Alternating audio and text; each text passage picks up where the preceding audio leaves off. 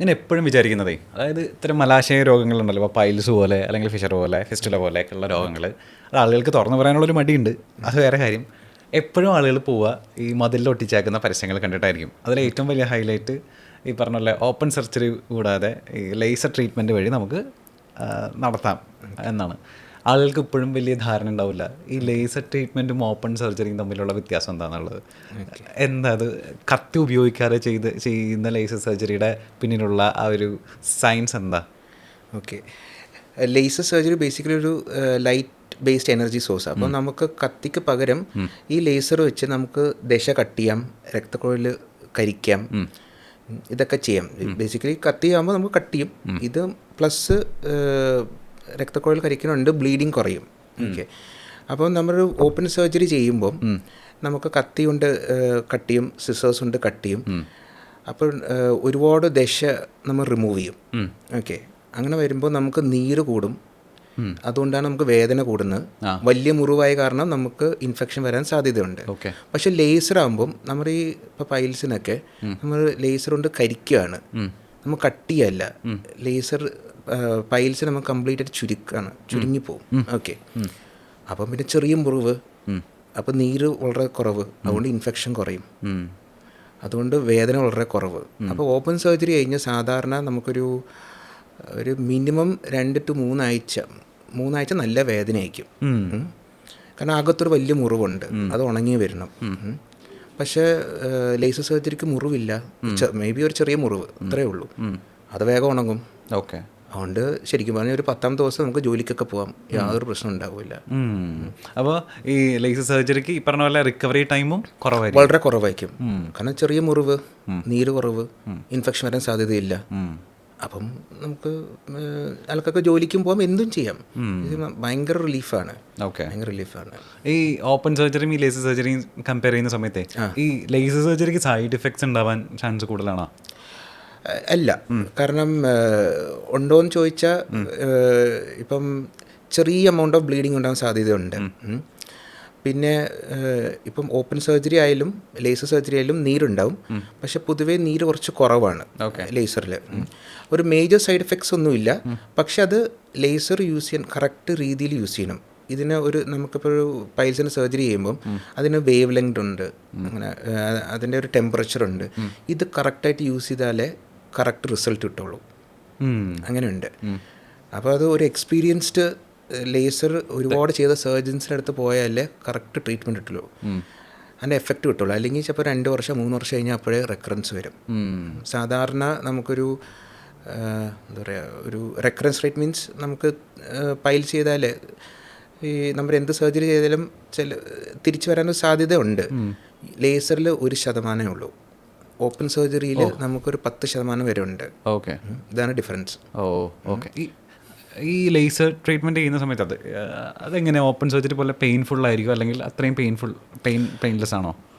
Painless അല്ല, നമുക്ക് ഡിസ്കംഫർട്ടാണ്, ഒരു ബുദ്ധിമുട്ടാണ്. കാരണം നമുക്ക് സർജറി കഴിഞ്ഞാലും ഒരു ചെറിയ വേദന, കാരണം അത് മലദ്വാരമാണ്. അപ്പോൾ അകത്ത് എപ്പോഴും മലം പോവും, ചെറിയ നനവാണ്, അതുകൊണ്ട് നമുക്ക് ചെറിയൊരു ബുദ്ധിമുട്ടാണ്. ഓക്കെ, ലേസർ സർജറി കഴിഞ്ഞാൽ 2ാമത്തെ അല്ലെങ്കിൽ 3ാമത്തെ ദിവസം നമുക്ക് വണ്ടി ഓടിച്ചു പോകാം. ഓക്കെ, വലിയ ബുദ്ധിമുട്ടൊന്നും കാണില്ല. പക്ഷെ ഓപ്പൺ സർജറി കഴിഞ്ഞാൽ നമുക്ക് ഒന്നും റെസ്റ്റ് മീൻസ് നമുക്ക് ഇരിക്കാൻ പറ്റില്ല. അതാണ് മെയിൻ ഇഷ്യൂ. ഓക്കെ, ഈ ഇപ്പോൾ ഓപ്പൺ സർജറിയേക്കാളും ഈ ലേസർ ചെയ്യുന്ന ട്രീറ്റ്മെൻറ്റ്സിൽ അപ്പോൾ ഈ എല്ലാവരും എപ്പോഴും പറയുന്ന കാര്യമുള്ള പൈൽസ് ഈ പറഞ്ഞ പോലെ വന്നു കഴിഞ്ഞാൽ പിന്നെയും വരാനുള്ള റെക്കറൻസ് ഇത് കൂടുതലാണെന്നുള്ളത്. അപ്പോൾ ലേസർ ട്രീറ്റ്മെൻ്റ് ആണ് ചെയ്യുന്നതെന്നുണ്ടെങ്കിൽ ആ റെക്കറൻസിൽ ഈ പറഞ്ഞ പോലെ മാറ്റം ഉണ്ടാവും? 1% കാണുള്ളൂ. 1% ഉള്ളൂ? 1% ഉള്ളൂ. ഓക്കെ, തിയറട്ടിക്കലി അവർ പറയുന്നത് ലെസ് ദാൻ 1% ആണ്. പിന്നെ കഴിഞ്ഞ 10 വർഷം ഞാൻ ഇതുവരെ റെക്കറൻസ് കണ്ടിട്ടില്ല. പക്ഷെ അവർ പറയുന്നുണ്ട്, കാരണം പ്രോപ്പറായിട്ട് ചെയ്തില്ലെങ്കിൽ റെക്കറൻസ് വരും. പ്രോപ്പറായിട്ട് ചെയ്തില്ലെങ്കിൽ അത് റെക്കറൻസ് വരും. ഓക്കെ, ദാറ്റ് ഈസ് ഈ 1% കൂടുതൽ പേർക്ക് വരുന്നതേ പ്രോപ്പറായിട്ട് ചെയ്യാത്തതുകൊണ്ടാണ്. ഓക്കെ, ഇത് ഷോർട്ട് ടേം റെക്കറൻസ്. ഓക്കെ, ഇതെങ്ങനെ സ്റ്റിച്ച് ഉണ്ടാവില്ലല്ലോ ഇതിന്? സ്റ്റിച്ച് ഇടില്ല, പൈൽസിന് സ്റ്റിച്ച് ഇടില്ല. പിന്നെ ഇല്ല, കുഴപ്പമില്ല. പൈൽസിന് യൂഷ്വലി നമ്മൾ സ്റ്റിച്ച് ഇടില്ല, അല്ലെങ്കിൽ അതിൻ്റെ അകത്ത് എന്തെങ്കിലും കാണണം. കാരണം ഈ പൈൽസിൽ ശരിക്കും 4 സ്റ്റേജ് ഉണ്ട്. Okay, stage 1 first stage means just നമ്മൾ പ്രൊക്ടോസ്കോപ്പ് ഇട്ട് നോക്കുമ്പം നമ്മൾ മലദ്വാരം എക്സാമിൻ ചെയ്യുമ്പം ഒരു ചെറിയ പൈൽസാണ്. സ്റ്റേജ് 2 എന്ന് പറയുമ്പം നമ്മൾ മുക്കുമ്പോൾ ജസ്റ്റ് പുറത്തേക്ക് വരും, എന്നിട്ട് അകത്തേക്ക് പോകും, കയറിപ്പോവും. 3ാമത്തെ സ്റ്റേജ് എന്ന് പറയുമ്പം മുക്കി അത് പുറത്തേക്ക് വരും, കൈ കൊണ്ട് തള്ളി അകത്ത് കയറ്റണം. 4ാമത്തെ സ്റ്റേജിൽ കൈ കൊണ്ട് തള്ളി അകത്തേക്ക് കയറ്റും. അത് ഇഷ്ടം പോലെ പേര് ചെയ്യുന്നുണ്ട്. പേഷ്യൻ്റ് വരുമ്പോൾ ഇതൊക്കെ അവർ പറയും, സാറേ ഞങ്ങൾ മലം പോയി കഴിഞ്ഞാൽ ഇതിങ്ങ് പുറത്തേക്ക് വരും, ഞാൻ കൈ കൊണ്ട് തള്ളി അകത്ത് കയറ്റും എന്ന് പറയും. പക്ഷെ ഇവരൊക്കെ 4ാമത്തെ സ്റ്റേജിലേ വരുള്ളൂ. അതായത് ഒട്ടും അകത്തേക്ക് പോകാത്ത സ്റ്റേജിൽ വരും. അതാണ് അതായത് നമ്മൾ തള്ളി കയറ്റിയാലും അപ്പോഴേ പുറത്തേക്ക് വരും. അത് 4ാമത്തെ സ്റ്റേജ്. അപ്പോൾ ഈ ലേസർ സർജറി ശരിക്കും പറഞ്ഞാൽ ഫസ്റ്റ് സ്റ്റേജ്, സെക്കൻഡ് സ്റ്റേജും പിന്നെ മാക്സിമം 3rd സ്റ്റേജ് വരെ യൂസ് ചെയ്താൽ എഫക്റ്റീവ് ഉള്ളൂ.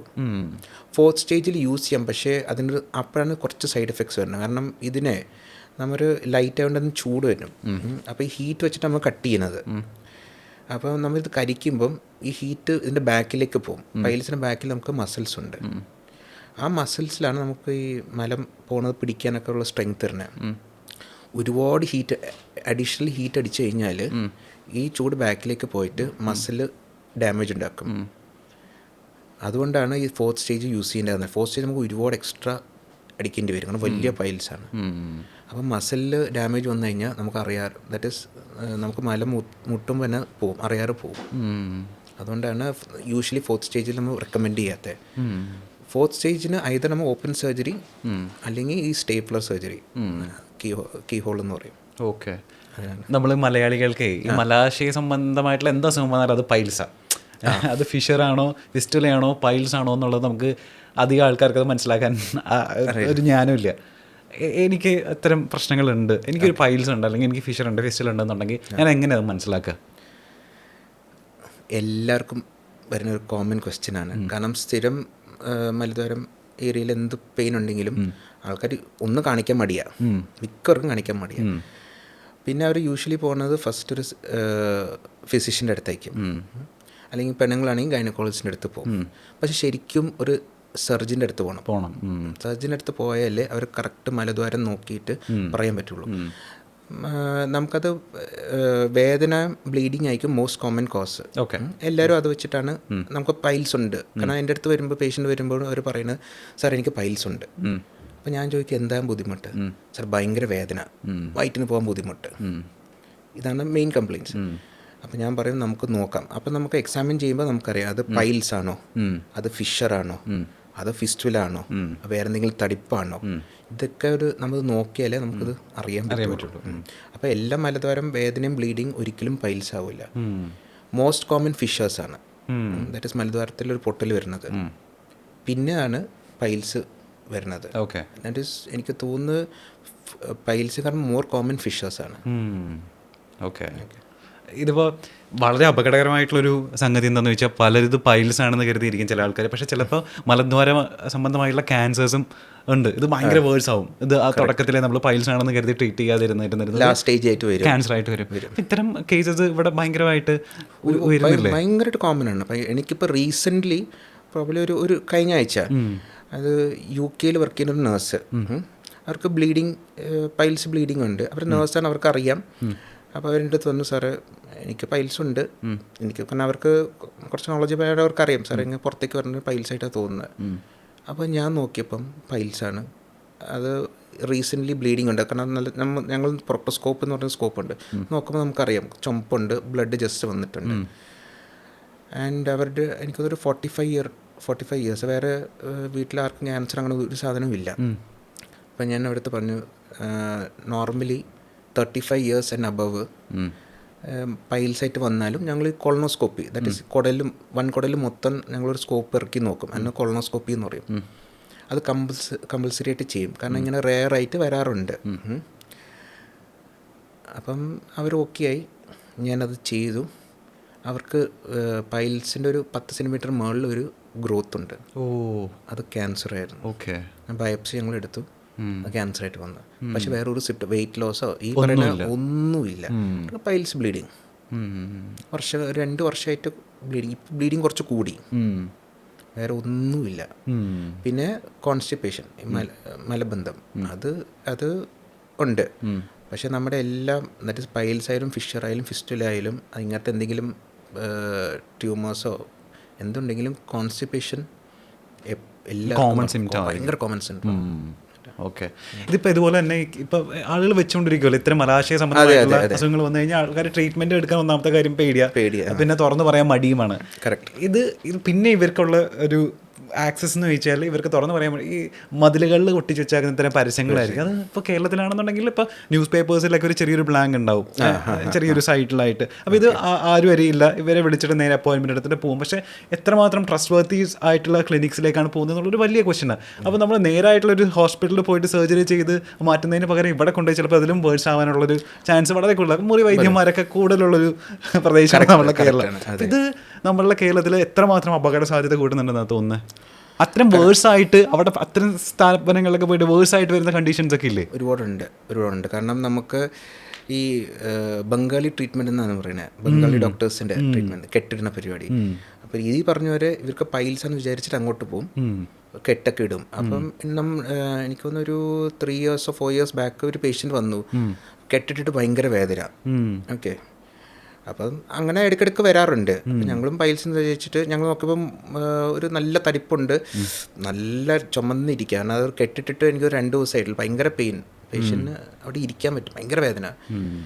എന്നിട്ട് നമ്മൾ ചെറിയ മയക്കം കൊടുത്തിട്ട് ആദ്യം ഞാൻ പറഞ്ഞില്ലേ കൊളോണോസ്കോപ്പി, അപ്പം ചുമ്മാ ഞാൻ ട്യൂബ് ഇട്ട് നോക്കിയപ്പം അത് പൈൽസ് അല്ലായിരുന്നു, അത് ക്യാൻസർ ആയിരുന്നു. ഓക്കെ. ഞാൻ ഇതുപോലെ കേട്ടിട്ടുണ്ട് ഒരു മുറിവൈദ്യൻ ഈ പറഞ്ഞ പോലെ മറ്റേ ഒറ്റ മരുന്ന് ചികിത്സ എന്നൊക്കെ പറഞ്ഞു പോയി ആള് ഇതുപോലെ ട്രീറ്റ്മെന്റ് എടുത്തിട്ട് അയാളുടെ മലദ്വാരം ചുരുങ്ങിപ്പോയി. അത്തരം അങ്ങനത്തെ വേഴ്സ് കണ്ടീഷൻസ് ഒക്കെ ഉണ്ടാവാൻ വരാറുണ്ട് ഇവരുണ്ട്. കാരണം മലദ്വാരം ചുരുങ്ങുന്നത് മോസ്റ്റ് കോമൺ കോസ് ഫിഷറാണ്. ദാറ്റ് ഈസ് നമുക്ക് ഒറ്റ പ്രാവശ്യം അല്ല ഫിഷർ ഉണ്ടാവുന്നത്, പൊട്ടലുണ്ടാവുന്നത്. മലം ടൈറ്റായിട്ട് പോകുമ്പോൾ ഒരു ചെറിയ മുറിവുണ്ടാവും, അപ്പം മലദ്വാരം കുറേശ്ശെ ചുരുങ്ങും. അങ്ങനെ ഒരുപാട് റെപ്പിറ്റേറ്റീവ് ടൈംസ് വരുമ്പോഴാണ് നമുക്കത് ചുരുങ്ങി വളരെയായിട്ട് ചുരുങ്ങി വരുന്നത്. ഓക്കെ. അങ്ങനെ ആയാൽ നമുക്ക് മലം പോകാൻ സ്ഥലം കാണില്ല. അപ്പോൾ ആ കേസസിൽ ശരിക്കും മരുന്നിന് ലിമിറ്റുണ്ട്. ആ ലിമിറ്റ് കഴിഞ്ഞാൽ നമുക്ക് മരുദ്വാരം ശരിയാക്കേണ്ടി വരും. കാരണം വഴിയില്ലെങ്കിൽ പിന്നെ വഴിയില്ലെങ്കിൽ പിന്നെ നമുക്കൊന്നും ചെയ്യാൻ പറ്റില്ലല്ലോ. ഓക്കെ. ഞാൻ ചോദിക്കട്ടെ ഡോക്ടർ, നമ്മളിപ്പോൾ ഞാൻ പറഞ്ഞു കേട്ടിട്ടുണ്ട് നമ്മളുടെ ഫാമിലി ഹിസ്റ്ററി ചിലപ്പോൾ ഇത്തരം രോഗങ്ങൾക്ക്, മലാശയമായിട്ടുള്ള രോഗങ്ങൾക്ക് ചിലപ്പോൾ കാരണമായേക്കാം. ഫാമിലി ഹിസ്റ്ററി കൂടാതെ നമ്മൾ ഒരുപാട് സ്പൈസി ഫുഡ് കഴിക്കുന്ന ഒരാളാണ്, അല്ലെങ്കിൽ ഒരുപാട് ചിക്കൻ കഴിക്കുന്ന ഒരാളാണെന്നുണ്ടെങ്കിൽ ഈ പൈൽസ്, ഫിസ്റ്റുല പോലുള്ള മലാശയ രോഗങ്ങൾ വരാനുള്ള ചാൻസ് വളരെയധികം കൂടുതലാണോ? അങ്ങനെ നമുക്ക് വിശ്വസിക്കാൻ പറ്റുമോ? അല്ല, അത് പാർട്ട്ലി കറക്റ്റാണ്. ഓക്കെ, ഒരുപാട് സ്പൈസി, ഒരുപാട് ഓയിലി മസാല ഫുഡ്, ഒരുപാട് മീറ്റ്. പക്ഷേ പണ്ടത്തെ രീതി എടുത്താൽ നമ്മളൊരു പാത്രം എന്നിട്ട് ഉച്ചയ്ക്ക് ചോറെടുത്താൽ സെൻറ്ററിൽ കുറച്ച് ചോറ്, സൈഡിൽ ഒരുപാട് കൂട്ടുകറി, ചിക്കൻ മീനുണ്ടെങ്കിൽ ചെറിയൊരു കഷ്ണം. ഇപ്പോഴത്തെ എങ്ങനെയാണ്, സെൻറ്റർ വലിയ പീസ് ചിക്കൻ, കുറച്ച് ചോറ് സൈഡിൽ, കൂട്ടുകറിയൊന്നുമില്ല. അപ്പോൾ എന്തൊട്ട് നമ്മുടെ ഫൈബർ ഇൻടേക്ക് വളരെ കുറയും. കോൺസ്റ്റിപ്പേഷനും പൈൽസിനും ഒക്കെ മെയിൻ കോസ് ഫുഡാണ്. നമുക്ക് ഫൈബർ കുറയും, വെള്ളം കുറയും, അപ്പം ഓട്ടോമാറ്റിക്കലി കോൺസ്റ്റിപ്പേഷൻ വരും. ഓക്കെ. ഇപ്പം നമ്മളിപ്പോൾ കൂടുതൽ ഫോളോ ചെയ്യുന്ന അറബ് സ്റ്റൈലും US സ്റ്റൈൽ ഫുഡാണ്, ചൈനീസ് സ്റ്റൈൽ ഫുഡ്. പക്ഷേ അറബ്സ് ശ്രദ്ധിച്ചിട്ടുണ്ടെങ്കിൽ അവർ ഒരുപാട് കഴിക്കും. അവരൊരു മേ ബി ഒരു അര ചിക്കനും കഴിക്കും, പക്ഷെ അതിൻ്റെ 2 ഇരട്ടി അവർ സാലഡ്സ് കഴിക്കും. അവർ കോമ്പൻസേറ്റ് ചെയ്യും, നമ്മൾ കോമ്പൻസേറ്റ് ചെയ്യാറില്ല. അതുകൊണ്ട് അവർക്ക് പ്രോബ്ലം ഇല്ല, നമുക്ക് പ്രോബ്ലം ഉണ്ട്. അങ്ങനെയാണ് ഉണ്ടാവുന്നത്. ഓക്കെ. ഞാൻ നേരത്തെ പറഞ്ഞ പോലെ ഞാൻ ജിമ്മിൽ പോയ സമയത്തൊക്കെ ഈ പറഞ്ഞ പോലെ പ്രോട്ടീൻ ഇൻടേക്ക് ഞാൻ വളരെയധികം കൂടി, മുട്ട കൂടുതൽ കഴിക്കാൻ തുടങ്ങി, പ്രോട്ടീൻ പൗഡർ ഒരുപാട് ഇൻടേക്ക് ചെയ്ത് തുടങ്ങി, ചിക്കൻ കുറേ കഴിക്കും. ഈ പറഞ്ഞ പോലെ സാലഡ്സ് കഴിക്കുന്നുണ്ട്, പക്ഷെ നമ്മൾ അതിനൊരു പ്രൊപ്പോർഷനേറ്റ് ആയിട്ട് നമ്മളത് കൂടുന്നുണ്ടോ എന്നുള്ളത് എനിക്കറിയത്തില്ല. അപ്പോൾ എനിക്ക് വന്ന സാധനമാണ് ഈ പറഞ്ഞ പോലെ ഒരു കോൺസ്റ്റിപ്പേഷൻ വരാൻ തുടങ്ങി. ഇത് നോക്കാതെ പോകുന്ന, ഇപ്പോൾ ജിമ്മിൽ പോകുന്ന ഒരുപാട് ആൺകുട്ടികളുണ്ടായിരിക്കും. അപ്പോൾ അവരോട് പറഞ്ഞു കൊടുക്കാൻ പറ്റുന്ന ഒരു ഐഡിയൽ ഫുഡ് ഹാബിറ്റ് കോൺസ്റ്റിപ്പേഷൻ വരാതിരിക്കാനുള്ളത് എന്തൊക്കെയായിരിക്കും? ഈ ഫൈബർ, ദാറ്റ് ഈസ് അറ്റ്ലീസ്റ്റ് ഇലവർഗ്ഗങ്ങൾ നന്നായിട്ട് കഴിക്കുക, അതിൻ്റെ കൂടെ കഴിക്കുക. കാരണം അതൊരിക്കലും ഫാറ്റോ ഒന്നും കൂട്ടില്ല. പിന്നെ അത്യാവശ്യം വെള്ളം വേണം. ഫൈബറും വാട്ടർ ഇൻടേക്കും നമ്മൾ നന്നായിട്ട് കൂട്ടിക്കഴിഞ്ഞാൽ കോൺസ്റ്റിപ്പേഷൻ ഒരു ലെവൽ വരെ നമുക്ക് പ്രിവെൻറ്റ് ചെയ്യാൻ പറ്റും. നമുക്ക് കോൺസ്റ്റിപ്പേഷനാണ് മിക്ക മലദ്വാരം പ്രശ്നങ്ങളുടെ കോസ്. അത് ക്യാൻസർ ആയാലും ശരി, പൈൽസോ ഫിഷറോ ഫിസ്റ്റുലോ എന്തോ ആയാലും ഏറ്റവും വലിയ കോസ് കോൺസ്റ്റിപ്പേഷനാണ്. അപ്പോൾ അത് അവോയ്ഡ് ചെയ്യാൻ നന്നായിട്ട് വെള്ളം കുടിക്കുക, ഒരുപാട് ഇലവർഗ്ഗങ്ങൾ കഴിക്കുക. ഇതിപ്പോൾ മുറി വൈദ്യന്മാർ നമ്മളുടെ വീട്ടിൽ തന്നെ അധികമായിരിക്കും. നമ്മളിപ്പോൾ കാരണന്മാരൊക്കെ ഉള്ള വീട്ടിലാണെന്നുണ്ടെങ്കിൽ താറാമുട്ട രാവിലെ തന്നെ പുഴുങ്ങി കഴിച്ചാൽ മതി, നമ്മൾ അത് തണുപ്പാണ്, അപ്പോൾ നമ്മളെ പൈൽസ് കുറയുമെന്ന് പറയുന്ന ആളുകളുണ്ട്. ഇത്തരം ഒറ്റമൂലികൾക്ക് സത്യം പറഞ്ഞു കഴിഞ്ഞാൽ ആ ഒറ്റമൂലികൾ കൊണ്ട് മാത്രം നമ്മളെ പൈൽസ് ഫിഷർ പോലുള്ള ഒരു അസുഖങ്ങൾ മാറ്റാൻ പറ്റുമോ? നമുക്ക് മാറില്ല, പക്ഷെ നമുക്ക് കുറച്ച് റിലീഫ് കിട്ടും, അത്രേ ഉള്ളൂ. ഒരിക്കലും ഈ സാധനങ്ങൾ മാറില്ല. പക്ഷെ നമുക്ക് നമ്മുടെ that is food habits totally മാറ്റണം. പിന്നെ നമ്മുടെ ലൈഫ് സ്റ്റൈൽ ചേഞ്ചസ് മീൻസ് നമുക്കിപ്പം പണ്ട് നമുക്ക് ബാത്റൂം പോകാൻ തോന്നും, വേഗം പോയി ബാത്റൂമിൽ പോയിട്ട് അപ്പോൾ ഇറങ്ങും. അപ്പം അങ്ങനെയല്ല, മുട്ടുമ്പോൾ ആദ്യം ഫോൺ എടുക്കുക, ബാത്റൂമിൽ പോയി അങ്ങ് ഇരിക്കുക, മുട്ടിയാലും മുട്ടിയില്ലെങ്കിൽ അവിടെ പോയി അങ്ങ് ഇരിക്കുക. നമ്മൾ ഫോൺ നോക്കി ഇരിക്കുമ്പോൾ അത് മണിക്കൂറാവും, 3/4 മണിക്കൂറാവും, 1 മണിക്കൂറാവും, നമ്മൾ അറിയില്ല. ഈ സമയത്ത് നമ്മൾ അറിയാതെ തന്നെ ഒരുപാട് മുക്കിക്കൊണ്ടിരിക്കും. അപ്പം ഈ മുക്കി നടക്കുമ്പം നമുക്ക് ഈ പൈൽസൊക്കെ ഉണ്ടാവാൻ സാധ്യത കൂടുതലാണ്. നമുക്ക് കോൺസ്റ്റിപ്പേഷൻ ഉണ്ടാവും. നമ്മൾ ഈ ഓരോ പ്രാവശ്യം മുക്കുമ്പോൾ അതിനകത്ത് പ്രഷർ വരും. അപ്പോൾ പൈൽസ് ഇങ്ങനെ വലുതായി വരും. അങ്ങനെ തന്നെ ആ പൊസിഷനിലിരിക്കുമ്പോൾ ഗ്രാവിറ്റി വർക്ക് ചെയ്യും. നമ്മൾ സാധാരണ നിൽക്കുമ്പോൾ ഗ്രാവിറ്റി താഴോട്ടാണല്ലോ വലിക്കുന്നത്. അപ്പോൾ നമ്മൾ നോർമലി ഇരിക്കുമ്പോൾ പൈൽസ് തന്നെ ഓട്ടോമാറ്റിക്കലി നമ്മൾ ഗ്രാവിറ്റി കാരണം ഇതിങ്ങനെ പുള്ളു വരും. പിന്നെ നമ്മൾ മുക്കും. ഇപ്പോൾ രണ്ടും കൂടെ ആകുമ്പം ഈ പൈൽസ് വലിപ്പമായിട്ട് പുറത്തേക്ക്, അതാണ് ഈ second stage, third stage, fourth stage ഒക്കെ വരുന്നത്. ഇങ്ങനെ ഓട്ടോമാറ്റിക്കലി പുള്ളി ചെയ്യും താഴോട്ട്. അപ്പം കുറേ നേരം ഇരിക്കുമ്പം ഇതിങ്ങനെ ഉണ്ടാവും. ഞാൻ പണ്ടൊരു റിവ്യൂ വായിച്ചിട്ടുണ്ട്, അതായത് റിഗാർഡിങ് നമുക്ക് നമ്മളുടെ വയറ്റിൽ നിന്ന് നമുക്ക് കോൺസ്റ്റിപ്പേഷൻ ഉണ്ട് എന്നുണ്ടെങ്കിൽ, അല്ലെങ്കിൽ നമ്മൾക്ക് പൈൽസ് സംബന്ധമായിട്ടുള്ള അല്ലെങ്കിൽ മലാശയ സംബന്ധമായിട്ടുള്ള അസുഖങ്ങൾ ഉണ്ടെന്നുണ്ടെങ്കിൽ നമുക്ക് ഡിപ്രഷൻ വരാനുള്ള സാധ്യതയും വളരെയധികം കൂടുന്നുണ്ട്. അത് നമുക്ക് എന്താ സുഖമായിട്ട് ചിന്തിക്കാനൊന്നും പറ്റില്ല, നമ്മളത് ഭയങ്കരമായിട്ട് മെൻ്റലി അലട്ടുന്നു. അത് എത്രമാത്രം ശരിയാണ്? നമ്മുടെ വയറ്റിൽ നിന്ന് പോയില്ലെങ്കിലേ മെൻ്റലി നമുക്ക് ബേസിക്കലി നമുക്കൊരു സുഖം തോന്നില്ല. കാരണം നോർമലി രാവിലെ എഴുന്നിട്ട് നമുക്കൊന്ന് വയറ് എം ടി ആയാലേ നമ്മുടെ നോർമൽ ഫങ്ഷൻ നമുക്ക് ചെയ്യാൻ പറ്റുള്ളൂ. ഇതാകുമ്പോൾ വയറ്റിൽ നിന്ന് പോയില്ലെങ്കിൽ എപ്പോഴും ഒരു വയറിങ്ങനെ വീർത്തിരിക്കുക, ഇടയ്ക്കിടയ്ക്ക് പെയിൻ വന്ന് പോവുക, അല്ലെങ്കിൽ പോകാൻ തോന്നും പക്ഷെ പോകുമ്പോൾ പോവില്ല, പിന്നെ കുറച്ച് കഴിഞ്ഞിട്ട് പിന്നെ പോവും. അങ്ങനെ ആവുമ്പോഴേ നമ്മളൊരു കാര്യം കോൺസെൻട്രേറ്റ് ചെയ്ത് നമ്മൾ ചെയ്യുമല്ലേ, ഇത് എപ്പോഴും ഇങ്ങനെ കോൺസ്റ്റൻ്റായിട്ട് ഡിസ്റ്റർബ് ചെയ്തുകൊണ്ടിരിക്കും. ഓക്കെ, അങ്ങനെയാണ്. കാരണം ചിലവർക്ക് എത്ര മരുന്ന് കഴിച്ചാലും ശരിയാവാറില്ല. കാരണം അത് ക്രോണിക് കോൺസ്റ്റിപ്പേഷൻ വരും. ക്രോണിക് കോൺസ്റ്റിപ്പേഷൻ മീൻസ് ഈ more than 3 months to 6 months കഴിഞ്ഞിട്ടും നമ്മൾ എത്ര ട്രീറ്റ്മെൻറ്റ് എടുത്താലും ശരിയാവുന്നില്ല. അവർക്ക് ലോങ് ടേം ട്രീറ്റ്മെൻറ്റ് എടുക്കണം. അത് കറക്റ്റ് ഒരു ഗ്യാസ്ട്രോൻട്രോളജിസ്റ്റിനെ കണ്ട് ലോങ് ടേം മരുന്ന് കഴിച്ചാൽ പതുക്കെ ക്യൂർ ചെയ്ത് വരും. അതിന് ഒരുപാട് കോസസ് ഉണ്ട്. അപ്പോൾ എന്താണ് കാരണം കണ്ടുപിടിച്ചിട്ട് ആ പ്രോബ്ലം ട്രീറ്റ് ചെയ്ത് ലോങ് ടേം ചിലപ്പോൾ ഒരു വർഷം, 2 വർഷം, 3 വർഷം വരെ ട്രീറ്റ്മെൻറ്റ് കണ്ടിന്യൂ ചെയ്യേണ്ടി വരും. പക്ഷെ അത് അങ്ങനെ ചെയ്താൽ ഓൾമോസ്റ്റ് പഴയ അവസ്ഥയിലേക്ക്, ദാറ്റ് ഈസ് നോർമൽ അവസ്ഥയിലേക്ക് നമുക്ക് എത്താം. ഓക്കെ, ഇപ്പോൾ ഡോക്ടർ പറഞ്ഞില്ല, അതായത് ഇപ്പോൾ ഇത് മൊബൈലും കൊണ്ട് പോകുന്നൊരു ബാത്റൂമിൽ പോകുന്ന ഒരു ട്രെൻഡ് ഉണ്ടെന്ന് പറയുന്ന പോലെ ചില ആളുകൾക്ക് ഒരു ദിവസം 3, 4, 5 തവണയൊക്കെ ടോയ്ലറ്റിൽ പോകുന്ന ആളുകളുണ്ട്. അപ്പോൾ അത്തരം ആളുകളുടെ ഒരു ഹാബിറ്റ്സ് ഈ പറഞ്ഞ പോലെ ഇത്തരം മലാശയ രോഗങ്ങൾ കൂട്ടാനുള്ള സാധ്യത കൂടുതലാണോ? അതെ, കാരണം ഈ 4-5 പ്രാവശ്യം പോകുന്നത് ഫസ്റ്റ് ടൈം കംപ്ലീറ്റ് പോകാത്തതുകൊണ്ട്. അതെ, അപ്പം അവർക്ക് ചിലപ്പം ഈ പറഞ്ഞൊരു പൈൽസാണ്. അപ്പോൾ ഈ ഫസ്റ്റ് അല്ലെങ്കിൽ ഫിഷറാണ്, പൊട്ടലാണ്. ആദ്യം പോയി ഇരിക്കുമ്പോഴേ കുറച്ചേ കളയുള്ളൂ, കാരണം ഭയങ്കര വേദനയായിരിക്കും. ഫസ്റ്റ് കുറച്ച് ചെറിയ റിലീഫാണ്, മതി എന്ന് പറഞ്ഞ് കഴിഞ്ഞിട്ട് പോകും. പിന്നെ കുറച്ച് കഴിഞ്ഞിട്ട് പിന്നെയും മുട്ടുമ്പം പിന്നെയും വന്നിരിക്കും. അതാണ് ഈ 3-4 പ്രാവശ്യം പോകുന്നത്. പിന്നെ ഈ കോൺസ്റ്റിപ്പേഷൻ വരുമ്പോഴും ഒറ്റയടിക്ക് മലം പോവില്ല, കുറച്ചായിട്ടേ പോകുള്ളൂ. അതാണ് ഓരോ പ്രാവശ്യം നമുക്ക് നന്നായിട്ട് തോന്നുമ്പം അവിടെ പോയി കുറേ നേരം ഇരുന്നിട്ട് കുറച്ച് പോവും, ബാക്കി ഗ്യാപ്പിട്ട് പോകും. അതാണ് ഈ 3, 4, 5 പ്രാവശ്യം ആൾക്കാർ ബാത്റൂമിൽ പോകുന്നത്. ഒറ്റയടിക്ക് കംപ്ലീറ്റ് ആയിട്ട് നമുക്ക് പോയി കഴിഞ്ഞാൽ നമുക്ക് ഇതൊന്നും തോന്നില്ല.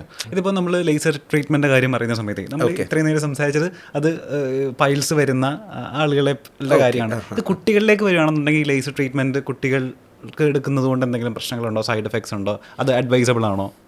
അല്ലേ, അത് അഡ്വൈസബിൾ ആണ്. നമുക്ക് അതിൻ്റെ ടെമ്പറേച്ചറും അതിൻ്റെ വേവ് ലെങ്തും കറക്റ്റാക്കി കഴിഞ്ഞാൽ നമുക്ക് കുഴപ്പമില്ല. പിള്ളേർക്കും ഈവൻ എൽഡർലി ആൾക്കാർക്കും അത് സേഫാണ്. ലേസർ ട്രീറ്റ്മെൻറ്റ് സേഫാണ്. ഓക്കെ, സേഫ് ആണെന്ന് പറയുമ്പോൾ ഈ ലേസർ ട്രീറ്റ്മെൻറ്റ് എക്സ്പെൻസ് വരുന്നതേ ഈ ഓപ്പൺ സർജറിയേക്കാൾ കുറച്ചുകൂടെ കൂടുതലായിരിക്കും ഞാൻ വിചാരിക്കുന്നത്. കേരളം പോലുള്ള സ്ഥലത്ത് എങ്ങനെയാണ് അത്? അല്ല, ഇപ്പം ആൾക്കാർക്ക് മനസ്സിലായി. ഈവൻ ഇപ്പം ഇൻഷുറൻസ് ആണെങ്കിൽ കുറേയൊക്കെ കവർ ചെയ്യുന്നുണ്ട്. സോ അതൊരു ഇഷ്യൂ അല്ല. കാരണം അതിനൊരു ബെനിഫിറ്റ്സ് ഉണ്ട്. ഓപ്പൺ സർജറി ഒരുപാട് ബെനിഫിറ്റ്സ് ഉണ്ട് നമ്മൾ ലേസർ സർജറി ചെയ്യുമ്പം. വേദന ആയാലും നമുക്ക് റിക്കവറി, നമുക്ക് നേരത്തെ ജോലിക്ക് പോവാം. നമുക്ക് ഈ പറഞ്ഞ ഒരു പേടി അധികം കാണില്ല. കാരണം ആദ്യം എല്ലാവർക്കും പേടി കാണും സർജറി കഴിഞ്ഞാൽ എത്ര നേരം, പക്ഷേ പോസ്റ്റ് സർജറി വലിയ പ്രശ്നമൊന്നും കാണില്ല. ചെറിയൊരു ബുദ്ധിമുട്ട് കാണും, ചെറിയ ഡിസ്കംഫർട്ട് കാണും. അത് ഓവർ 5-ാമത്തെ 6-ാമത്തെ ദിവസം നന്നായിട്ട് കുറയും. അപ്പോൾ നമുക്ക് ബാക്കി ജോലിക്കും നമ്മൾ യൂഷ്വലി 1 വീക്ക് കഴിഞ്ഞാൽ ഈവൻ 10th തൊട്ട് നമുക്ക് ജോലിക്ക് പോകാൻ പറയും. കാരണം നമുക്ക് വേറെ ഇഷ്യൂസ് ഒന്നും ഇല്ല. ഒരുപാട് ഇരിക്കുന്നവർക്കാണ് ഞാൻ ആക്ച്വലി 10th ഡേ പറയുന്നത്. അല്ലാത്തവർക്ക് നിങ്ങൾക്ക് വേണമെങ്കിൽ നേരത്തെ എന്ത് ജോലിക്കും പോകാം. കാരണം ചില ഷെഫ് കാണും, കുറേ നിൽക്കുന്നവർക്ക് കാണും, അവർക്കൊന്നും ഇത് പ്രശ്നമില്ല. കുറേ നേരം ഇരിക്കുമ്പോൾ മാത്രമേ ഡിസ്കംഫർട്ട് കാണും, നിൽക്കുമ്പോൾ അവർക്കൊരു പ്രശ്നം കാണില്ല. ഇതിപ്പോൾ ആളുകളുടെ ഉള്ളിലൊരു തെറ്റിദ്ധാരണ ഉണ്ടാവുന്നു. അതായത് പൈൽസോ അല്ലെങ്കിൽ ഇത്തരം മലാശയ രോഗങ്ങൾ ഉണ്ടാവാൻ ഒരു പ്രായം കഴിഞ്ഞ് ഒരു 30-40 വയസ്സ് കഴിഞ്ഞിട്ടേ ഉണ്ടാവുള്ളൂ. അങ്ങനെ ചെറിയ കുട്ടികളിലേക്കോ അല്ലെങ്കിൽ ടീനേജിലൊക്കെ നമുക്ക് ഇത് ഇത്തരം രോഗങ്ങൾ വരാനുള്ള ചാൻസ് ഉണ്ടോ, അല്ലെങ്കിൽ ഇതിനൊരു പ്രായപരിധിയൊക്കെ ഉണ്ടോ?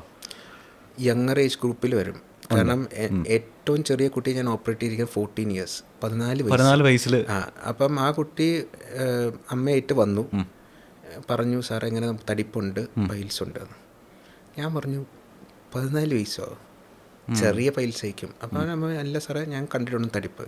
അപ്പം ഞാൻ കിടത്തി എക്സാമിൻ ചെയ്ത് നോക്കി, അകത്തേക്ക് കുറച്ച് പൈൽസ് ഉണ്ട്, പക്ഷെ എന്നാലും ഈ ഇത്ര സൈസും എനിക്ക് തോന്നിയില്ല.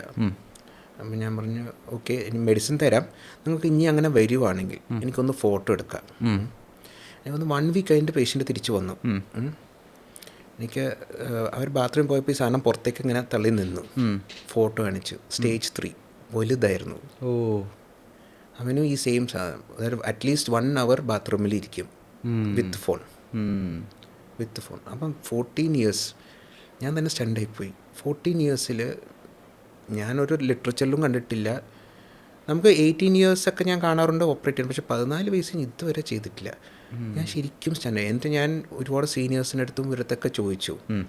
ഇപ്പം സെൻറ്റ് ജോൺസ് ബാംഗ്ലൂർ വർക്ക് ചെയ്യുന്ന എൻ്റെ ഒരു കൊളീഗുണ്ട്, അത് വിളിച്ചൊക്കെ. അപ്പം അവൻ പറഞ്ഞു ഹീസ് എ പീഡിയാട്രിക് സർജൻ. അപ്പം അവൻ പറയും പണ്ടത്തെ പോലെ അല്ല, പീഡിയാട്രിക് സർജൻസ് കുറച്ചുകൂടി ചെറിയ ഏജ് കാണാറുണ്ട്. പറഞ്ഞ് ഈ 14, 13 ഒക്കെ ഒരുപാട് ഹി ഹാസ് ഓപ്പറേറ്റഡ്. അപ്പോൾ ഒരു പ്രായപരിധി ഒന്നും ഇപ്പോൾ അതിൽ പറയാൻ പറ്റത്തില്ല. ഫുഡ് ഹാബിറ്റ്സ് ആണ് ശ്രദ്ധിക്കേണ്ടത്, ആൻഡ് ലൈഫ് സ്റ്റൈൽ. ഈ ബാത്റൂമിൽ ഇരിക്കുന്നതും നമ്മുടെ ഫുഡുമാണ് മെയിൻ പ്രോബ്ലം.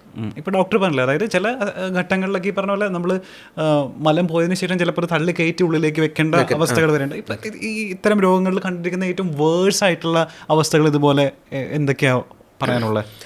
നമുക്ക് ഈ 3rd സ്റ്റേജിൽ തന്നെ അത് ഇൻഫെക്ഷനായിട്ട് വരും. ദാറ്റ് ഈസ് കുറച്ച് ടൈം പുറത്തേക്ക് നിന്നിട്ട് നീര് വെച്ചിട്ട് അതിൽ ഇൻഫെക്ഷൻ വരും. പിന്നെ അൺകൺട്രോൾ ബ്ലീഡിങ് ആയിട്ട് വരും. ഞാൻ ഇങ്ങനെ കേട്ടിട്ടുണ്ട്, അതായത് ഡയപ്പർ വെച്ച് നടക്കുന്ന ആളുകളുണ്ട് ബ്ലീഡിങ് ഉണ്ട്. അയ്യോ, കാരണം എനിക്കൊന്ന് ഒരു അഗൈൻ ഈ കഴിഞ്ഞ മാസം എനിക്കൊന്ന് 78 year old അമ്മൂമ്മ ബ്ലീഡിങ് ആയിട്ട് വന്നു. 5 ദിവസമായിട്ട് ബ്ലീഡിങ് ആയിട്ട് നടക്കുകയാണ്. അവർ മക്കളാരോ മകനാന്ന് തോന്നുന്നു, കണ്ടപ്പം ഡൈപ്പർ വെച്ച് എല്ലാവരും നടക്കാറുണ്ട്, എന്തോ സൈഡിൽ കൂടെ ഇങ്ങനെ ഒലിച്ചു വന്നു ബ്ലഡ്. അപ്പോൾ ചോദിച്ചപ്പോൾ പറഞ്ഞു ഇങ്ങനെ പൈൽസ് വലതുവാരത്തൊരു തടിപ്പുണ്ട് എന്ന് പറഞ്ഞു. അപ്പോൾ ഹാർട്ട് പേഷ്യൻ്റാണ്, ഒരുപാട് കോംപ്ലിക്കേഷൻ ഉള്ള പേഷ്യൻ്റ്. അപ്പോൾ ഞാൻ നോക്കി പുറത്തേക്ക് തള്ളിയിരിക്കുക ഫുൾ പൈൽസായിട്ട്. പിന്നെ നമ്മുടെ ഹീമോഗ്ലോബിൻ, ദാറ്റ് ഈസ് ബ്ലഡിൻ്റെ അളവ് നോർമലി നമുക്ക് അറ്റ്ലീസ്റ്റ് 10 to 12 നോർമൽ. അമ്മയ്ക്ക് 4 ഉണ്ടായിരുന്നുള്ളൂ. ക്ഷീണമുണ്ട്. പിന്നെ നമ്മൾ എമർജൻസി ICU കയറ്റി പതുക്കെ ബ്ലഡ് കയറ്റി ഇതാക്കിയിട്ട് എമർജൻസി ആയിട്ട് സർജറിയും ചെയ്തു. കാരണം ബ്ലീഡിങ് നിൽക്കുന്നില്ല. ഇങ്ങനെ കുറേശ്ശെ ബ്ലഡ് പോയിക്കൊണ്ടിരിക്കുക. ദൂരം ബ്ലഡ് കയറ്റിയിട്ടാണ് ചെയ്തത്. അപ്പോൾ ഇതൊരു കോംപ്ലിക്കേഷൻ. പിന്നെ ഇത് ഫസ്റ്റ് ടൈം അല്ല, ഇഷ്ടംപോലെ നമുക്ക് റെഗുലറായിട്ട് കാണാം. കൂടുതലും കുറച്ച് പ്രായമുള്ളവരാണ് ലേറ്റായിട്ട് വരുന്നത്. പിന്നെ ഉള്ളത് നമുക്ക് ഇൻഫെക്ഷനായിട്ട് വരും. ഇത് പുറത്തേക്ക് കുറേ നേരം തള്ളി ഇരുന്നിട്ടേ ചെറിയ ഈ പൈൽസിനൂടെ ചിലപ്പോൾ ചെറിയൊരു ഫിഷറും കൂടെ കാണും, പൊട്ടലും കൂടെ വരും. അത് ഈ മലം എപ്പോഴും തട്ടുമല്ലോ, പൈൽസും ഫിഷറും ഒരുമിച്ചുണ്ടാവും. അത്തരം കേസസ് ഉണ്ട്. അപ്പോൾ നല്ല സിവിയർ പെയിൻ വരുന്നേ, നല്ല സഹിക്കാൻ പറ്റാത്ത പെയിൻസ് വരും. രണ്ടും കൂടെ ഒരുമിച്ച് വരും. ഇതിപ്പോൾ നമ്മളിപ്പോൾ വൺസ് ഇത്തരം രോഗങ്ങൾ വന്നു കഴിഞ്ഞാൽ നമ്മൾ എന്താ ചെയ്യാന്ന് വെച്ചാൽ അപ്പോൾ ചിക്കൻ ഒക്കെ കഴിക്കുന്നത് നിർത്തും, അല്ലെങ്കിൽ ചൂടുള്ളത് നിർത്തും, സ്റ്റോപ്പ് ചെയ്യും. അങ്ങനെയാണ് ചെയ്യുന്നതല്ല. നമ്മൾ വൺസ് നമ്മൾ ലേസർ ട്രീറ്റ്മെൻ്റ് ഒക്കെ കഴിഞ്ഞ ആളുകൾ അപ്പോൾ പിന്നീട് ചിക്കനും അല്ലെങ്കിൽ മുട്ട ഒക്കെ കഴിക്കുന്നതിൽ വല്ല കുഴപ്പമുണ്ടാവും, അല്ലെങ്കിൽ അത് എപ്പോഴും ഒരു കൺട്രോൾഡായിട്ട് പിന്നെയും ശ്രദ്ധിച്ച് തന്നെ മുന്നോട്ട് പോകണോ? നമുക്ക് എല്ലാം കഴിക്കാം, പക്ഷേ ഈ പറഞ്ഞ പോലെ ഫൈബറും വാട്ടറും വാട്ടർ ഇൻടേക്കും നമുക്ക് കറക്റ്റായിട്ട് വേണം. നമ്മുടെ അത് കാരണം ഇപ്പോൾ ചിലവർ ഇപ്പോൾ സർജറി ഈ റെക്കറൻസിൻ്റെ മോസ്റ്റ് കോമൺ കോസ് ഇതാണ്. ആദ്യത്തെ 2-3 വർഷം എല്ലാവരും കുറച്ച് കൺസേൺ ആയിരിക്കും. അവർ പ്രോപ്പറായിട്ട് എല്ലാം കറക്റ്റായിട്ട് കഴിക്കും, നന്നായിട്ട് വെള്ളം കുടിക്കും, ചീര, ഈ ലെറ്റ്യൂസ് അങ്ങനത്തെ എല്ലാ മറ്റേ ഗ്രീൻ ലീഫി വെജിറ്റബിൾ കഴിക്കും, പഴങ്ങൾ ഫ്രൂട്ട്സ് നന്നായിട്ട് കഴിക്കും, നല്ലൊരു ബാലൻസ്ഡ് ആയിട്ട്. പിന്നെ ഇപ്പം എനിക്ക് വലിയ കുഴപ്പമില്ല, ഞാൻ കുറച്ചൊന്ന് റിലാക്സ് ആവട്ടെ. അങ്ങനെ ഈ ഫൈബറിൻ്റെ സാധനങ്ങളൊക്കെ കുറയ്ക്കും, വെള്ളം കുറേശ്ശെ കുറയും, പഴയ പോലെ ചിക്കനും ബീഫും മട്ടനും മുട്ടയും എല്ലാം അത് കൂടും. പക്ഷേ ഈ വെൽ ബാലൻസ്ഡ് ഡയറ്റ് ആവില്ല, ബാലൻസ് പിന്നെയും തെറ്റും. അപ്പോൾ എന്ത് പിന്നെയും പഴയ പ്രോസസ്സ് പതുക്കെ തുടങ്ങും. ദാറ്റ് കോൺസ്റ്റിപ്പേഷൻ വരും, മുക്കും, പിന്നെ പുതിയ ഉണ്ടാവുന്ന രക്തക്കുഴലുണ്ട്, അത് പിന്നെയും വലിപ്പം വെച്ച് വരും, പിന്നെയും പൈൽസ് ഉണ്ടാകും. ഒരു 90% ആൾക്കാർക്ക് ഇത് തന്നെയാണ് പ്രശ്നം. കാരണം നമുക്ക് അസുഖം മാറി, നമുക്ക് ഇപ്പോൾ കുഴപ്പമൊന്നുമില്ല, നോർമലല്ലേ, ഇപ്പം എനിക്കിതൊന്നും കുഴപ്പമില്ല, ഞാൻ പതുക്കെ ഒന്ന് മാറ്റി നോക്കട്ടെ, സ്ഥിരം ഉണ്ടാകുന്ന സംഭവം. മോസ്റ്റ് കോമൺ കോസ് ഇത് തന്നെയാണ് റെക്കറൻസിൻ്റെ. ഇതിപ്പോൾ നമ്മൾ ലേസർ ട്രീറ്റ്മെൻറ്റ് ചെയ്ത് കഴിഞ്ഞാലും ഈ റെക്കറൻസ് ഉണ്ടാവാനുള്ള സാധ്യത ഇല്ല? എപ്പോഴും ഉണ്ട്, 1% ഉള്ളൂ. അത്രേ ഉള്ളൂ. ഓപ്പൺ സർജറിക്ക് ഒരു 10ന്റെ മുകളിൽ പോകും. പക്ഷേ ലേസർ സർജറിക്ക് ഷോർട്ട് ടേം ആയിട്ട് നമുക്ക് 1% ചാൻസേ ഉള്ളൂ. ഈ laser surgery means stapler surgery തമ്മിലുള്ള വ്യത്യാസം എന്താ? ലേസർ സർജറി ബേസിക്കലി നമുക്ക് ആ പൈൽസ് മൊത്തം കരിക്കുകയാണ്. ഓക്കെ. സ്റ്റേപ്ലറിൽ നമ്മൾ ഈ പൈൽസിന് 2 പാർട്ടുണ്ട്, ഇൻറ്റേർണൽ ഹെമറോയിഡ്സും എക്സ്റ്റേണൽ, ദാറ്റ് ഈസ് അകത്തുള്ള പാർട്ടും പുറത്തുള്ള പാർട്ടും. ഓക്കെ. അപ്പം സ്റ്റേപ്ലറിൽ നമ്മൾ ചെയ്യുന്നത് അകത്തുള്ള പാർട്ട് കട്ട് ചെയ്യും, ദാറ്റ് ഈസ് എൻ്റെ രക്തോട്ടം കംപ്ലീറ്റ് കട്ട് ചെയ്തിട്ട് ഓട്ടോമാറ്റിക്കലി സ്റ്റിച്ച് ആവും. അതാണ് സ്റ്റേപ്പിൾ പിൻസ് ആണ്. ഓക്കെ. അത് വെച്ച് ഓട്ടോമാറ്റിക്കലി അത് സീൽ ചെയ്ത് പോകും. ഓപ്പൺ സർജറിയിൽ നമ്മൾ രണ്ടും കട്ട് ചെയ്യും, അകത്തുള്ളതും പുറത്തുള്ളതും കട്ട് ചെയ്യും. ഓക്കെ. അപ്പം അതുകൊണ്ടാണ് അന്ന് പെയിൻ ഒരുപാട് വരുന്നത് ഓപ്പൺ സർജറിക്ക്. പിന്നെ പ്ലസ് നമ്മൾ സ്റ്റിച്ച് ചെയ്യില്ല, അപ്പം മുറിവൊക്കെ ആയിട്ട് അകത്തിരിക്കും, അതുകൊണ്ട് നമുക്ക് വലിയ വേദന വരും. സ്റ്റേപ്ലറിൽ നമ്മൾ കട്ടിങ് നടക്കും, സ്റ്റിച്ചിങ് ഒരുമിച്ച് നടക്കും. ഓക്കെ. ഓക്കെ. ലേസറിൽ പക്ഷേ കട്ടിങ്ങും സ്റ്റിച്ചിങ്ങും ഇല്ല, ഫുള്ള് നമുക്ക് അരിച്ച് കളിയാണ്. അതുകൊണ്ട് ലേസറിൽ രണ്ടിലും വേദന കുറവാണ് കമ്പയർഡ് ടു ഓപ്പൺ. സ്റ്റേപ്ലർ ചെയ്താലും ലേസർ ചെയ്താലും വേദന കുറവാണ്. പക്ഷേ ലേസറിന് പിന്നെയും കമ്പയർഡ് ടു സ്റ്റേപ്ലർ വേദന കുറച്ചുകൂടെ കുറവാണ്, മിനിമലായിരിക്കും. ഒരു യൂഷ്വലി ലേസർ ഞാൻ പറഞ്ഞൊരു ഡിസ്കംഫർട്ട് ആയിരിക്കും കൂടുതൽ. സ്റ്റേപ്ലറിലാണെങ്കിൽ കുറച്ച് പെയിൻ കാണും, ചെറിയ പെയിൻ. ഇതിപ്പോൾ നമ്മൾ ഓപ്പൺ സർജറി ചെയ്യുന്ന സമയത്ത് ഈ പറഞ്ഞ നമുക്ക് പെയിൻ കൂടുതലാണ്, നമുക്ക് അതിന് ഇത് അനുസരിച്ചിട്ടുള്ള റിക്കവറി ടൈം കൂടുതലായിരിക്കും, അതെല്ലാം അഡ്വാൻസ്ഡ് ആയിട്ടുള്ള ഈ ലേസർ ഇതുണ്ട്. ദീർഘകാലത്തെ ഇത് പിന്നീട് ലേസർ ട്രീറ്റ്മെൻറ്റ് കഴിഞ്ഞതുകൊണ്ട് പിൽക്കാലത്ത് എന്തെങ്കിലും മോശമായിട്ടോ ദോഷകരമായിട്ടോ നമുക്ക് എന്തെങ്കിലും നമ്മുടെ ബോഡിക്ക് എന്തെങ്കിലും പ്രശ്നം വരാൻ ചാൻസ് ഉണ്ടോ? ഒന്നുമില്ല. No side effects. നമ്മൾ ജിമ്മിൽ പോകുന്ന ആൾക്കാരെ സംബന്ധിച്ചിടത്തോളം നമ്മൾ പ്രോട്ടീൻ പൗഡർ ഇൻടേക്ക് ചെയ്യുമല്ലോ, ആ എക്സസീവായിട്ട് നമ്മൾ പ്രോട്ടീൻ ഇൻടേക്ക് ചെയ്യുന്നത് കൊണ്ട് നമ്മളുടെ പൈൽസിൻ്റെ കണ്ടീഷൻ എന്താ പറയുക വേഴ്സ് ആക്കുമോ? നമ്മൾ എക്സസ് പ്രോട്ടീൻ എടുക്കുമ്പം സാധാരണ നമ്മുടെ കുടലിൻ്റെ അനക്കം കുറച്ച് കുറയും. കുറച്ച് കുറഞ്ഞു കഴിഞ്ഞാൽ നമുക്ക് കോൺസ്റ്റിപ്പേഷൻ വരും, മലബന്ധം വരും. മലബന്ധം വന്നാൽ ഓട്ടോമാറ്റിക്കലി പൈൽസിൻ്റെ കണ്ടീഷൻ കുറേശ്ശെ വേഴ്സ്റ്റ് ആക്കും. അപ്പോൾ അതിന് നമ്മൾ പ്രോട്ടീൻ പൗഡർ എടുക്കുമ്പോൾ അതിൻ്റെ കൂടെ കുറച്ച് സപ്ലിമെൻറ്റ്സ്, ദാറ്റ് ഈസ് ഈ ഫൈബർ ഡയറ്റ് കൂട്ടുക, അത്യാവശ്യം നന്നായിട്ട് വെള്ളം കുടിക്കുക, എന്നാലേ കുറച്ച് കോമ്പൻസേഷൻ നടക്കുകയുള്ളൂ. ഓക്കെ. ഈ ക്രയാറ്റിൻ ഒരു പ്രശ്നമല്ലല്ലോ? ക്രിയാറ്റിൻ യൂഷ്വലി കോൺസ്റ്റിപ്പേഷൻ ഉണ്ടാക്കാറില്ല. ഇതിപ്പോൾ ജിമ്മിൽ പോകുന്ന പോലെ തന്നെ ഇപ്പോൾ നമ്മളിപ്പോൾ കൊച്ചിയിലാണെന്നുണ്ടെങ്കിൽ ഇൻഫോ പാർക്ക് ഒക്കെ ഉള്ള ഒരു മെട്രോ സിറ്റിയാണ്. ഇവിടെ ഇരുന്ന് ജോലി ചെയ്യുന്നവരായിരിക്കും അധികവും, അല്ലേ? ഇരുന്ന് ജോലി ചെയ്യുന്ന ആൾക്കാർ ഈ പറഞ്ഞ പോലെ അവർക്കും പൈൽസിനുള്ള സാധ്യത കൂടുതലാണെന്നാണ് ഞാൻ മനസ്സിലാക്കുന്നത്. അപ്പോൾ അങ്ങനെ ഇരുന്ന് ജോലി ചെയ്യുന്ന ആളുകൾ അപ്പോൾ എന്താ ഇത്തരം മലാശയ രോഗങ്ങൾ വരാതിരിക്കാൻ വേണ്ടിയിട്ട് ശ്രദ്ധിക്കേണ്ട കാര്യങ്ങൾ? കണ്ടിന്യൂസ് 4 hours 5 hours ഒന്നും ഇരിക്കരുത്. 1 hour അതിൻ്റെ ഒരു ചെറിയ ബ്രേക്ക് എടുക്കുക. പിന്നെ ഇൻ ബിറ്റ്വീൻ ജസ്റ്റ് എപ്പോഴെപ്പോഴും ബ്രേക്ക് എടുക്കാൻ പറ്റും, ജസ്റ്റ് ഒരു ബ്രേക്ക് ഒന്ന് നടന്നിട്ട് തിരിച്ചൊന്ന് ഇരിക്കുക. പിന്നെ ഫുഡ് ഹാബിറ്റ്സ് നമുക്കൊന്ന് ചേഞ്ച് ചെയ്യണം. കാരണം നമുക്കിപ്പോൾ ഓഫീസിലാകുമ്പോൾ നമ്മളിപ്പോൾ 2 hours 3 hours അല്ലെങ്കിൽ 4 hours കണ്ടിന്യൂസ് വർക്ക് ആയിരിക്കും. ഒരു ബ്രേക്ക് എടുക്കുക, നമ്മൾ ഇവിടെ നിന്ന് എണീറ്റിട്ട് നേരെ പോകും, ഇപ്പം എന്ത് കഴിക്കണം, നമ്മൾ ചോറ് കഴിക്കില്ല, നേരെ നമുക്ക് ബർഗർ വേണോ പിസ്സ വേണോ, ജങ്ക് ഫുഡ്സേക്ക് എടുക്കണേ. അതിലും ഈ പ്രശ്നം ഫൈബർ ഇല്ല. അപ്പോൾ പിന്നെ അത് കോൺസ്റ്റിപ്പേഷൻ. ഈ സിറ്റിംഗ് പൊസിഷനിൽ നമ്മൾ കുറേ നേരം ഇരിക്കുമ്പം ഒന്ന് നമ്മുടെ ഗ്രാവിറ്റി, ദാറ്റ് ഈസ് നമ്മൾ നേരെ ഇരിക്കുമ്പോൾ താഴോട്ട് ഓൾവേസ് ഒരു പുള്ളാണ്. അപ്പോൾ പൈൽസ് അങ്ങനെ ഒരു പുള്ള് വരും. പിന്നെ ഈ ഇങ്ങനത്തെ ഫുഡ് ഇൻടേക്ക് വരുമ്പോൾ നമുക്ക് കോൺസ്റ്റിപ്പേഷൻ വരും. കോൺസ്റ്റിപ്പേഷൻ വരുമ്പോൾ പിന്നെയും നമുക്ക് ഇങ്ങനെ മുക്കിയിട്ടേക്കും ഇത് വയറ്റിൽ നിന്ന് പോകണേ. അപ്പം അങ്ങനെ വരുമ്പോൾ പിന്നെയും പൈൽസിൻ്റെ വലിപ്പം വെച്ച് പൈൽസ് ഉള്ളവർക്ക് പൈൽസ് സൈസ് കൂടും, ഇല്ലാത്തവർക്ക് പൈൽസ് ഇങ്ങനെ പതുക്കെ തുടങ്ങി വരും. കാരണം ഈ പൈൽസ് എന്ന് പറയുമ്പോൾ രക്തക്കുഴലാണ്. മുക്കുമ്പോൾ അതിൻ്റെ സൈസ് ഇങ്ങനെ കൂടി വരും. ഡോക്ടർ, ഇപ്പോൾ സർക്കംസിഷൻ അഥവാ നമ്മളുടെ ആൺകുട്ടികളുടെ സെക്ഷൽ ഓർഗാനിൻ്റെ അഗ്രചർമ്മം കട്ട് ചെയ്യുന്നത് ഈ പറഞ്ഞ പോലെ ഗുണം ചെയ്യുന്നുണ്ടോ, അല്ലെങ്കിൽ എന്തൊക്കെ ഗുണങ്ങളാണ് ചെയ്യുന്നത്? അത് ക്യാൻസറിനെ തടയുന്നുണ്ടോ? ഈ സർക്കംസിഷൻ നമുക്ക് ഇൻഡിക്കേഷൻസ് ഫസ്റ്റ് റിലീജിയസ് ആണ്. ജനിച്ചതിന് റിലീജിയസ് റീസൺ ഉണ്ട്. പിന്നെ ഉള്ളത് ചില പിള്ളേർക്ക് നമ്മൾ യൂഷ്വലി ഒരു 4 വയസ്സ് 5 വയസ്സ് കഴിഞ്ഞിട്ടും തോല് ബാക്കിലേക്ക് വരില്ല. ഓക്കെ, അതിന് ഫൈമോസിസ് എന്ന് പറയും. ഓക്കെ, അപ്പം ഫോർസ്കിൻ ടൈറ്റ് ആയിരിക്കും. അപ്പോൾ യൂറിനും ടൈറ്റ് മാത്രമല്ല, അതിൻ്റെ സൈസും ഭയങ്കര ചെറുതായി, കാരണം ചുരുങ്ങിയിട്ട് യൂറിൻ പോവില്ല. അപ്പം ചെറിയ ഓട്ടയിൽ കൂടെ ആയിരിക്കും യൂറിൻ പോണേ. അങ്ങനെ വരുമ്പം അവർക്ക് എപ്പോഴും ഇൻഫെക്ഷൻ വരും. യൂറിൻ ഇൻഫെക്ഷൻ വരും, അവിടെ ഇൻഫെക്ഷൻ വരും. അവർക്ക് നമ്മൾ ഈ സർക്കംസിഷൻ ചെയ്ത് കൊടുക്കും. പിന്നെ ഉള്ളത്, ഈ ജനിച്ച് ഉടനെ നമ്മൾ സർക്കംസിഷൻ ചെയ്യുവാണെങ്കിൽ ഈ പറഞ്ഞ പീനൈൽ ക്യാൻസർ നമുക്ക് പ്രിവെൻറ്റ് ചെയ്യാൻ പറ്റും. കാരണം സ്റ്റഡീസ് അങ്ങനെയാണ് പറയുന്നത്. ജനിച്ച് കഴിഞ്ഞ ഉടനെ നമുക്ക് സർക്കംസിഷൻ ചെയ്യുകയാണെങ്കിൽ നമുക്ക് ഒരിക്കലും പീനൈൽ ക്യാൻസർ വരില്ല. ഈ പ്രായം തന്നെയാണ് ജനിച്ച് കഴിഞ്ഞ ഉടനെ നമ്മൾ ചെയ്യണം. അപ്പോഴാണ് എഫക്റ്റീവ്നെസ് ഉള്ളൂ. ഒരു പ്രായം കഴിഞ്ഞിട്ട് ചെയ്തുകൊണ്ട് ഇതിനൊരു പ്രൊട്ടക്ഷൻ തരില്ല. പക്ഷെ ജനിച്ച് കഴിഞ്ഞ ഉടനെ ചെയ്യുവാണെങ്കിൽ നമുക്ക് പീനൈൽ ക്യാൻസർ അഗേൻസ്റ്റ് പ്രൊട്ടക്ഷൻ തരും. ഓക്കെ, ഇനി ഇത് എങ്ങനെയാണ് ചെയ്യേണ്ടത്? അതായത് പണ്ടൊക്കെ നമ്മൾ സർജറി ത്രൂ ആയിരുന്നു, ഓപ്പൺ സർജറി ത്രൂ ആയിരുന്നു. ഇതിപ്പോൾ ലേസറിനൂടെ ചെയ്യാമെന്ന് പറയുന്നു. ഏതാ ഡോക്ടറിൻ്റെ ഒരു? നമുക്ക് ഇപ്പോഴത്തെ രീതിയിൽ 3 ടൈപ്പ് ഉണ്ട്.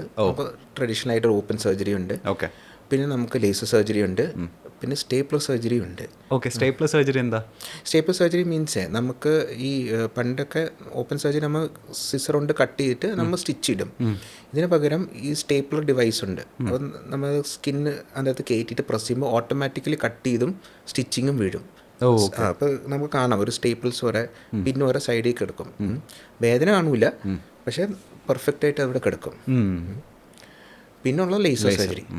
ലേസർ സർജറി ചെയ്യുമ്പം അതിന് അഡ്വാൻറ്റേജ് എന്ന് പറഞ്ഞാൽ നീരൊക്കെ വളരെ കുറവായിരിക്കും. നമ്മൾ ഓപ്പൺ സർജറി സാധാരണ ചെയ്യുമ്പോഴേ ഏകദേശം ഒരു ആദ്യത്തെ 10 ദിവസം ബൾബ് വരെ ഇരിക്കും, ഫുള്ള് നീര് വെച്ചിട്ടേ. അത് ചെറിയ കുട്ടിയായാലും ശരി വലിയ ആളായാലും ശരി ഇങ്ങനെ അങ്ങ് വീർത്തിരിക്കും. പിന്നെയാണ് പതുക്കെ നീര് കുറഞ്ഞു വരുന്നത്. നമ്മൾ ഈ ദാറ്റ് സ്റ്റേപ്ലർ ചെയ്ത് കഴിഞ്ഞാൽ ആദ്യത്തെ ഒരു മേ ബി ഒരു 4 ദിവസമൊക്കെ കുറച്ച് നീരാണുള്ളൂ, ഹെവി ആയിട്ട് കാണില്ല, കുറച്ച് നീരാണും. ഓക്കെ, പിന്നെ യൂഷ്വലി സെറ്റിലായി പോകും. ലേസറിലാണെങ്കിൽ ഒരു മിനിമൽ പെയിന് വേണ്ടി മാത്രം നീരാണ്, അപ്പോൾ പെയിൻ കുറവായിരിക്കും. ശരിക്കും ഇപ്പോഴത്തെ 2 ബെസ്റ്റ് ടെക്നിക്സ് ലേസറും സ്റ്റേപ്ലറും കൂടെയാണ് സർക്കംസിഷൻ. ഇപ്പോൾ പൈൽസിനും ഫിസ്റ്റിലൊക്കെ ഏറ്റവും കൂടുതൽ അഡ്വൈസ് ചെയ്യുന്നത് ഇപ്പോൾ ലേസർ സർജറി ആണല്ലോ. വേറെ ഏതൊക്കെ രോഗങ്ങൾക്കാണ് ലേസർ ഏറ്റവും കൂടുതൽ റെക്കമെൻഡ് ചെയ്യപ്പെടുന്നത്? ജനറൽ സർജറിയിൽ പൈൽസ് ലേസറുണ്ട്. ഒക്കെ piles, fissure, fistula, pilonidal sinus, varicose vein, circumcision നമ്മൾ യൂഷ്വലി ലേസർ സർജറി ചെയ്യാറ്. ഇവൻ ലാപ്രോസ്കോപ്പിയിൽ നമുക്ക് ലേസർ യൂസ് ചെയ്യാം. അതായത് ലാപ്രോസ്കോപ്പിക് അപ്പൻഡിക്സിൻ്റെ സർജറി ആയാലും പിത്തസഞ്ചിയുടെ സർജറി ആയാലും ഇവൻ ലാപ്രോസ്കോപ്പിക് ഹെർണിയുടെ സർജറിയും നമുക്ക് ലേസർ കൊണ്ട് ചെയ്യാൻ പറ്റും.